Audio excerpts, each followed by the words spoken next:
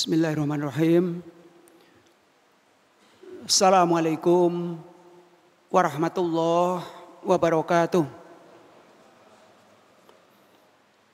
Alhamdulillah alladzi an'ama alaina bi ni'matil iman wal islam walladzi amarna bi ittiba'i sunnati rasulih rabbi shrah li sadri wa yassir li amri wahlul 'uqdatam min lisani yafqahu qawli. Qala Allah ta'ala fi kitabihil karim. A'udzu billahi minasyaitonir rajim. Bismillahirrahmanirrahim. Tabarakalladzi biyadihil mulku wa ala kulli syai'in qadir.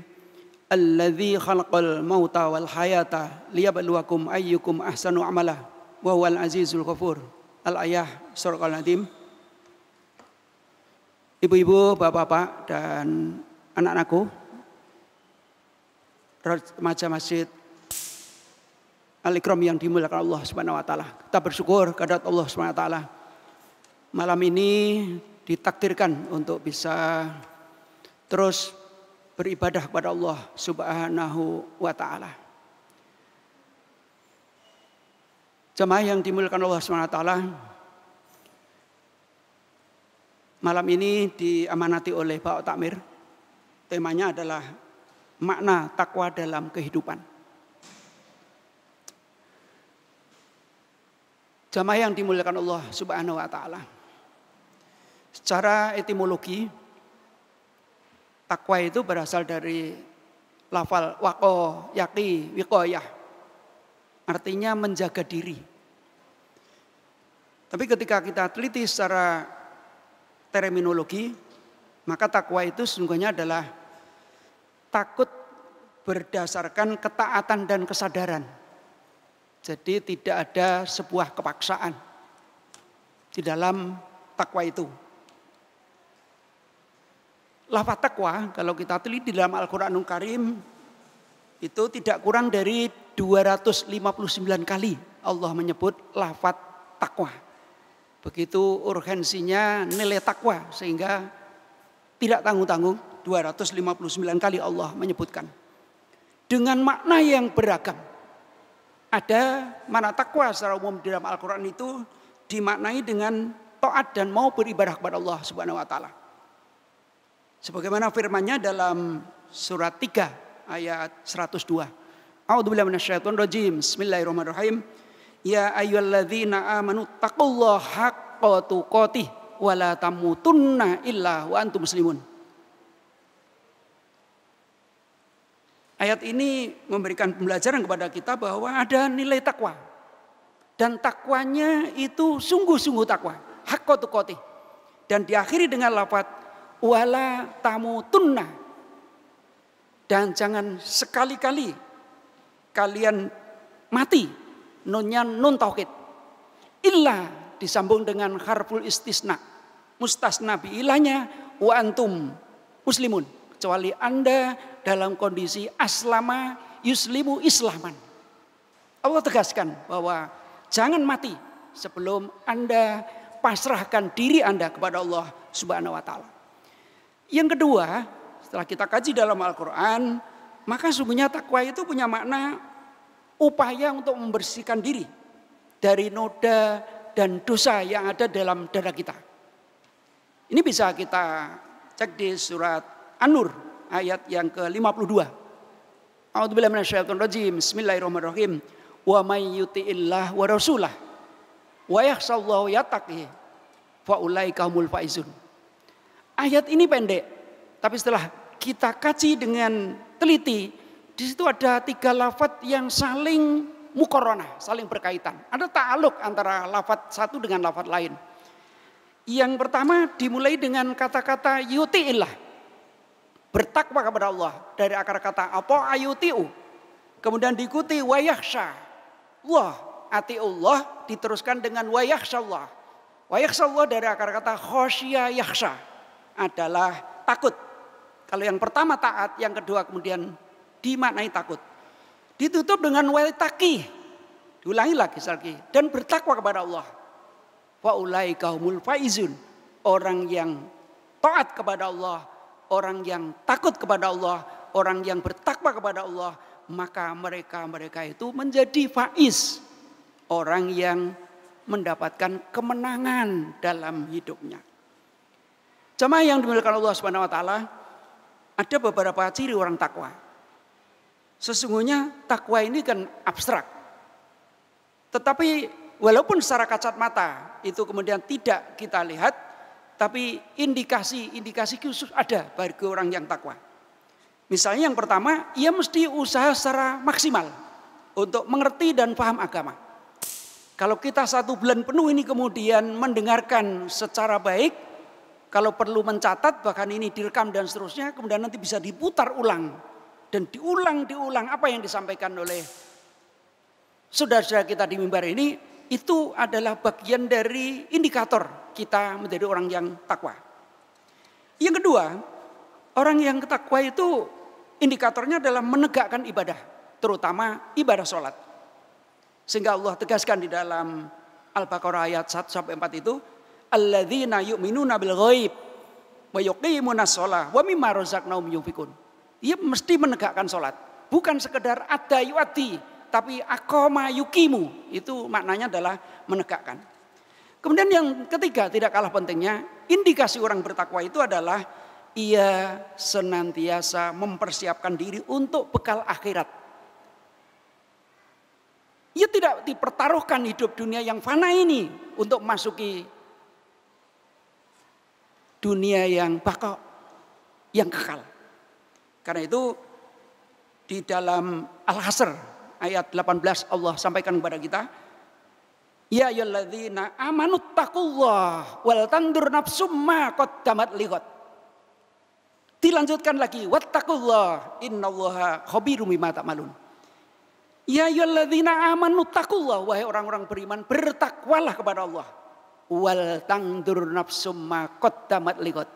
Lafalnya nadoro, bukan ro'a, bukan adroka, tapi benar-benar bukan arofa juga, tetapi nadoro. Lafal nadoro adalah gradasinya paling tinggi. Tidak sekedar melihat dengan mata kepala, tapi nadoro adalah melihat dan direnungkan, diperhatikan. Maka kalimatnya wal tangdur nafsum ma qaddamat lighad, maka hendaklah memperhatikan nafsun masing-masing kita ini ma qaddamat lighad, apa yang sudah kita persiapkan esok di yaumul kiamah. Ditutup lagi dengan wattaqullah, bertakwalah kepada Allah, innallaha khabirum bima ta'malun. Sungguhnya Allah itu terhadap sesuatu khabir, mengawasi dan melihat. Ada beberapa keutamaan orang yang bertakwa. Misalnya yang pertama, orang yang bertakwa itu sangat dicintai Allah Subhanahu wa taala. Karena itu Allah sampaikan, famastaqamu lakum fastaqimu lahum innallaha yuhibbul muttaqin. Kalau Muhammad, kalau orang-orang kafir itu berlaku lurus, tidak pernah musuh kepada Anda, maka fastaqimu lahum, maka Anda juga harus berlaku lurus. Jangan diperangi, jangan dimusuhi. Innallaha yuhibbul muttaqin, sesungguhnya Allah cinta pada orang yang bertakwa. Yang kedua, keutamaan takwa itu adalah Allah akan menghilangkan kesulitan hidup. Dengan bahasa wage adalah, kalau kita itu mengikuti tata cara Allah di dalam hidup ini, yakinlah bahwa keluarga kita akan ditata oleh Allah.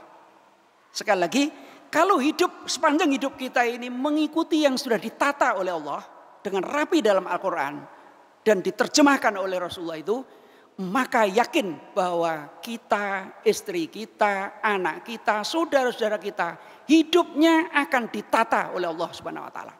Dan itu ditegaskan oleh Allah di dalam surat At-Tolak. Wa may yattaqillah yaj'al makhraja. Barang siapa yang dekat dan takwa kepada Allah, akan ada way out.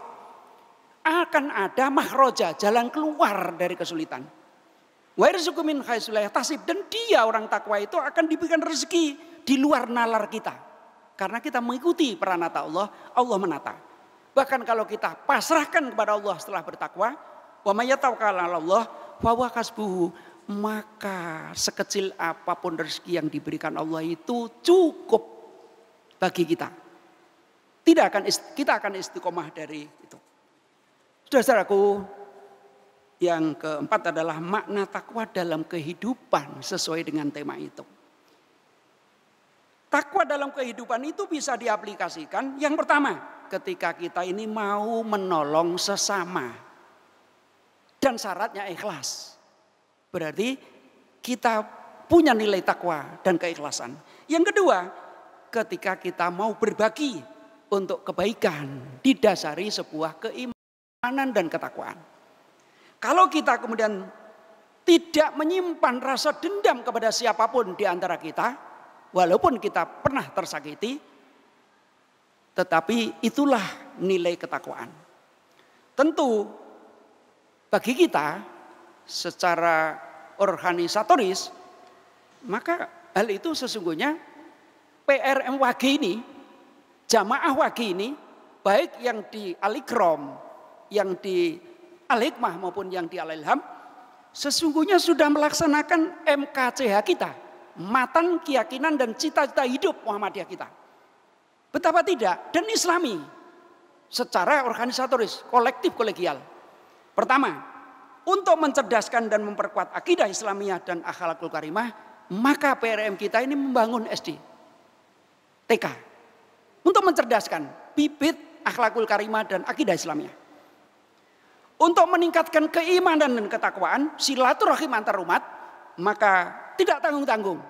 PRM yang tahun 90 baru berdiri itu, maka sudah punya 3 bangunan besar. Namanya masjid. Disitulah tempat persemaian, ketakwaan dan silaturahim.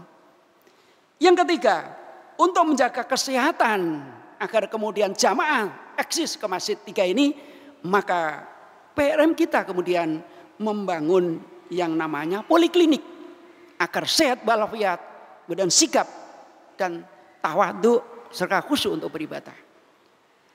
Untuk membantu masyarakat agar tidak terjebak rentenir, maka PRM sudah mendirikan BTM.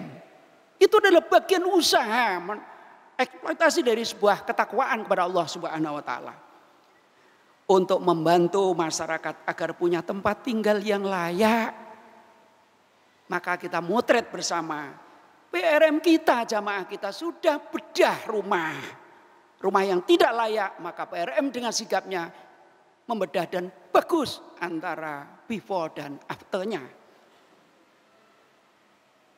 Kemudian untuk meringankan beban saudara-saudara kita yang secara ekonomis kena dampak krisis ini, maka tiap pekan PRM kita melaksanakan Lijo Jumat dengan murah bahkan gratis. Itu bagian dari nilai ketakwaan, sebenarnya sederhana tetapi itu punya nilai luar biasa untuk penegakkan sebuah keadilan. Yang ketujuh, tidak tanggung-tanggung yang namanya PRM kita ini ego komunalnya sudah jalan. Mengapa tidak ketika pandemi berlangsung 2 tahun terus menerus, maka PRM menyiagakan kokam nyemprot tiap pekan di rumah-rumah kita dan MMC-nya. Karena itu sesungguhnya bagaimana kita bisa menerapkan takwa dalam kehidupan secara organisatoris, secara jamaah sudah dilaksanakan. Kita kembali kepada masing-masing kita untuk bisa menegakkan ketakwaan kepada pribadi-pribadi, keluarga dan masyarakat di lingkungan kita. Itulah kira-kira makna takwa dalam kehidupan yang nyata, tidak hanya di awang-awang di langit sana, tetapi dibumikan sehingga masyarakat merasakan dari nilai takwa yang di dalam dada ini kemudian dieksposkan